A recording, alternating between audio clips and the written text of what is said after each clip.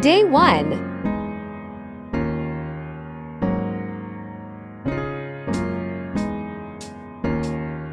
Day 2.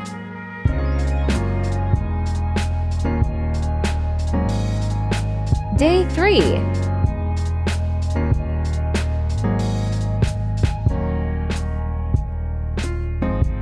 Day 4.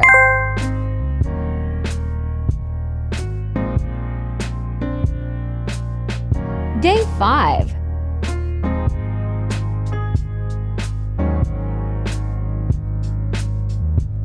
Day 6.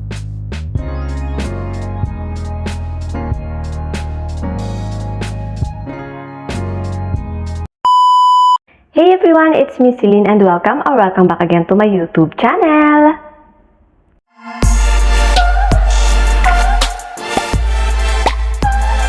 In today's video, another skincare review ang i-share ko sa inyo.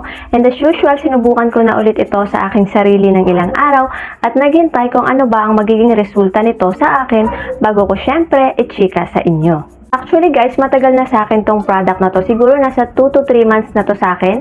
At ngayon ko lang rin siya naisipan na gawa na rin ng review since matagal-tagal na rin naman akong hindi nakakagawa ng content na nakafocus sa tagiyawat. Lalo pat karamihan sa mga tao ngayon sa mundo, problema numero 1 ang pagkakaroon ng pimples. Nakakaloka nga diba? Pero huwag kayong mag-alala dahil may solusyon naman tayo dyan. Kung interesado kang malaman, huwag kang munang umalis at ituloy mo lamang ang panonood. At dahil nakita nyo naman na kanina sa intro, yung before and after na condition nung pimple ko dito sa area na to at yung video clips ko na ginagamit ko yung produkto day by day. So ano nga ba talaga itong produkto na ito na talaga namang napakahusay at napakabisa na magpakalma ng tagiyawat? Ito yon mga mi. Clindamycin 1% topical solution with vitamin E is a topical antibiotic which contains an antioxidant used in the treatment of acne vulgaris. The combination of antibiotic and vitamin E's natural skin repairing substance is an innovation that can prevent heel acne as well as acne skin lesions and scarring. Na ito yung itsura niya guys. Ganito lang siya kaliit pero matagal-tagal nyo naman to na magagamit at mauubos. The bottle is made with glass and yung head niya is pa-roll-on. Ito.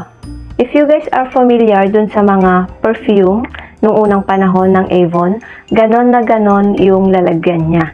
It has 10 ml na rin and 2 years siya bago ma-expired upon opening. At below 150 pesos lamang ito sa TGP.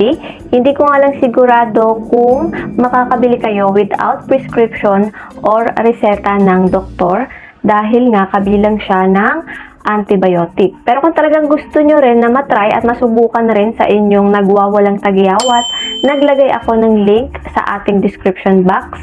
Medyo may iba nga lang yung presyo ng kaunti. So yun, sa naging experience ko naman sa kanya, sobrang gaan niya naman sa skin ko. At sa dami ko na rin na-try na pimple treatment, isa rin siya sa masasabi ko na pinaka the best dahil bukod sa hindi siya mahapde, hindi masakit, hindi rin naman siya makate sa palibot ng balat, talaga nakita ko na effective talaga siya na pampahupa ng tagiyawat. Kaya nga nung time na tumubo yung dalawa kong tagiyawat dito sa area na to na sobrang laki, hinanap ko talaga agad ito sa tabihan ko at ginamit ko kaagad. At sinabi ko sa sarili ko na kapag napagaling niya yung dalawang pimples ko dito, gagawin ko agad siya ng review para syempre ma-share ko na rin sa inyo. Biglang nag-work. Gulat na gulat talaga ako nung may nakita akong resulta kasi hindi yun yung unang beses na ginamit ko itong si Clinda Roll-On. Sa totoo lang, nagamit ko na siya nung una, kaya lang hindi nag-work so naumay ako kaya nga tumambak siya ng nasa 3 buwan. Yung pala naman mali lang yung way ko ng paggamit. Dati kasi ang ginagawa ko, sa gabi lang ako naglalagay bago matulog, tas overnight ko, tas yun na, tapos na. Yung pala naman, dapat pala 8 times a day ko siyang gagamitin. Like, mayat maya. So, ang ginawa ko, dinadala ko siya kahit saan ako pumunta, sa work ko, baon-baon ko rin. Since maliit lang naman siya, mabilis bitbitin, tapos madaling gamitin. O nga pala guys, wala siyang amoy. Mabilis lang siyang gamitin kasi igaganon mo lang naman. Ayan. Tapos tapos na. So, yun nga, tuwing lalabas ako, ilalagay ko na lang siya sa gamit ko. Tapos every 2 to 3 hours, nagpapahid ako. Yung kanina, ganun lang. Apply ng apply, paulit-ulit, bawal maumay. So, nung ganung setup na yung ginawa ko, ayun, dun na ako nakakita ng magandang resulta. Talagang nag-flat na kami. Kita nyo naman yun. Sa ika-1 week, talagang may nangyari. So, totoo na kaya niyang matreat yung mga namamaga at malalang acne like cystic and nodular acne na palaging tumutubo sa akin. Hindi ko rin alam kung bakit ganun lagi yung tumutubo na pimple sa akin. Talagang bukol sila. Hindi sila yung normal na tigayawat lang ba na mabilis ring mawala. Yung sa akin kasi parang nasa ilalim ng balat tapos bumubukol pa na para kang nauntog sa semento. So masasabi ko na effective rin siya basta regular yung paggamit nyo at hindi yung kung kailan nyo lang matipuhan. My God. Diyos ko. Napakaingay, may pagpupukpok, may atuhal ng aso. Kanina pa ako nadidistract talaga. Okay, so yun nga. Sa paggamit naman, ang preparation ko lang, naghihilamos lang muna ako ng warm water, nagto-toner, nagmo-moisturizer, and then, ito na. Sa gabi, bago ako matulog, naglalagay ako, ina-overnight ko, and then, during daytime naman, dinadala ko sa work at nag-apply ako every 2 to 3 hours. Life saver din talaga itong si Clinda. True to life yung nakatatak sa bottle niya na SOS.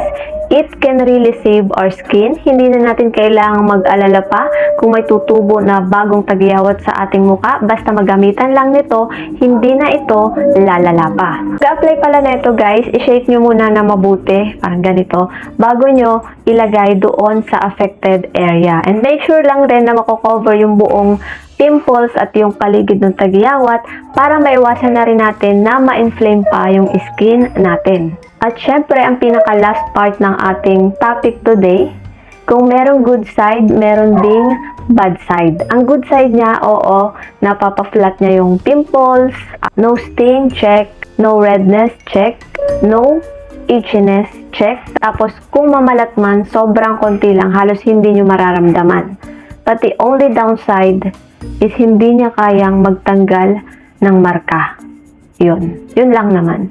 Pero all in all, okay siya. Kung galit na galit yung pimples mo, mapapakalma niya.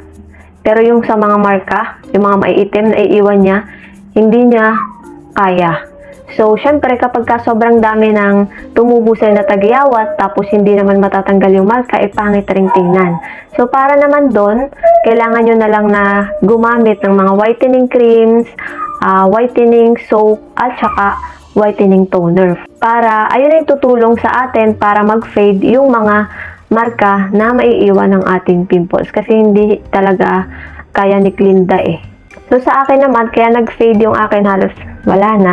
Gumagamit ako ng 3 whitening na sinabi ko sa inyo kanina. Tapos, gumagamit rin ako ng lotion. Ito pa rin si My Dreamy Skin. Kojic plus Niacinamide Intense Whitening Lotion.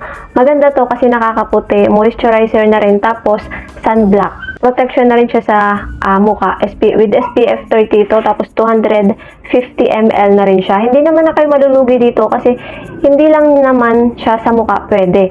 Sa buong katawan pwede. So, hindi kalugi, walang tapon kapag susubukan nyo itong lotion na to. Pero syempre, kung balak nyo man na gumamit, mag-patch test muna kayo dito sa ilalim ng leeg nyo para malaman nyo lang kung walang mangyayaring kung ano kapag nag-apply na kayo sa inyong face. Okay? Baka magtanong kayo ito, bago yan, patubo pa lang. Kaya hindi na namula, kasi nilalagyan ko na nito sa gabi at saka sa araw. Tapos ito talaga, maganda talaga to guys kasi may kasama siyang Kojic plus Niacinamide na mabisa na magpaputi at magtanggal ng mga dark spot. Try nyo na rin to. Actually, nabudo lang rin ako nito sa TikTok. Tapos nag-try ako, tapos grabe, ang ganda niya sa skin talaga. So, hindi ko na patatagalin to. Feeling ko naman nasabi ko na sa inyong lahat. Kung meron kayong nais malaman at itanong pa, mag-comment lang kayo dyan sa baba at sasagutin ko sa abot ng aking makakaya. Tsaka nagwawala na yung aso ng kapitbahay namin, kaya hindi ako natutuwa. Pag ganto-ganto lang ako, pero asar na ako. So, yun lang. Bye everyone!